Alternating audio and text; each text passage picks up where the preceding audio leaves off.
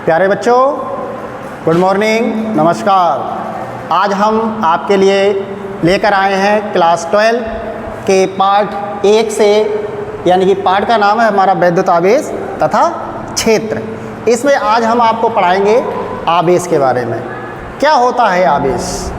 आपने सुना भी होगा कि आवेश क्या होते हैं और ये कितने प्रकार के होते हैं। अगर आप बोर्ड पर नज़र डालें तो हम वैद्युत आवेश के बारे में बात करेंगे, यानी कि आप देख रहे हैं इस तरीके से किसी वस्तु या पदार्थ का वह गुण जिसकी उपस्थिति में वस्तुएं किसी अन्य वस्तु को आकर्षित या प्रतिकर्षित करती हैं, ऐसे गुण को आवेश कहते हैं। यानी कि कोई भी वस्तु है तो वो एक दूसरे को या तो आकर्षित करेगी या प्रतिकर्षित करेगी, ये तो आप जानते ही हैं। तो ऐसे गुण को हम क्या कहेंगे?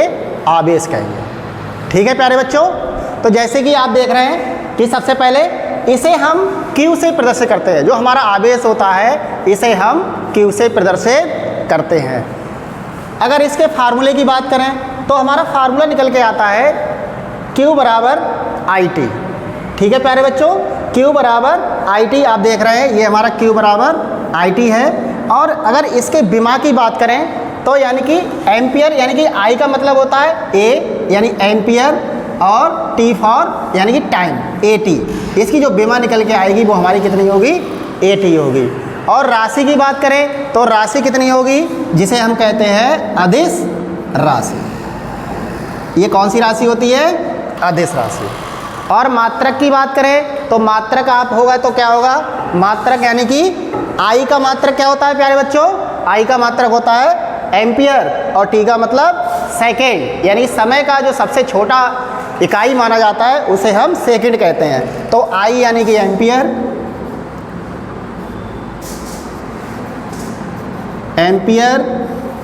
और T का मतलब सेकंड, T का मतलब सेकंड। ठीक है प्यारे बच्चों, आप देख रहे हैं इस तरीके से जो हमारा मात्रक हो जाएगा वो एम्पियर सेकंड हो जाएगा। अब बात करते हैं आवेश के प्रकार की।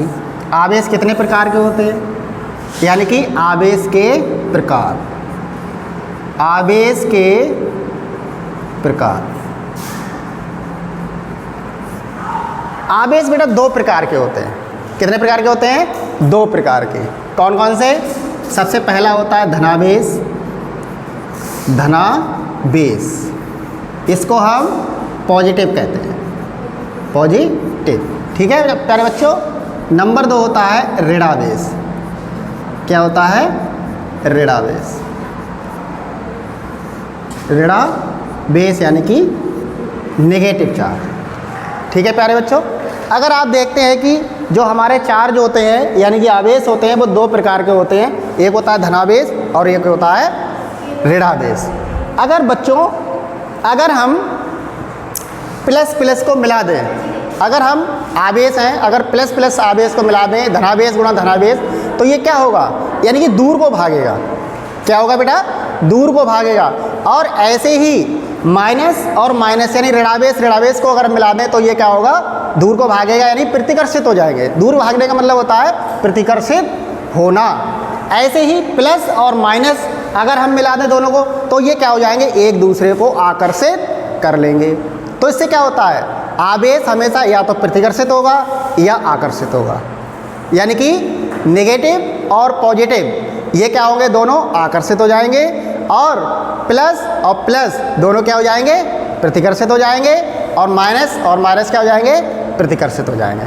ठीक है प्यारे बच्चों, आगे फिर से देखते हैं वैद्युत आवेश, यानी कि किसी वस्तु या पदार्थ का वह गुण जिसकी उपस्थिति में अन्य वस्तुएं यानी कि दूसरी वस्तुएं जो एक दूसरे को आकर्षित या प्रतिकर्षित करती हैं, इस गुण को हम आवेश कहते हैं।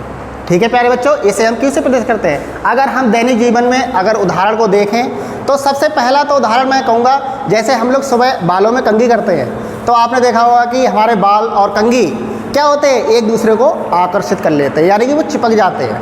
ऐसे ही रेशम होता है। रेशम को अगर हम कांच से रगड़ते हैं, यानी कि रेशम को अगर आप कांच से रगड़ेंगे तो क्या होगा?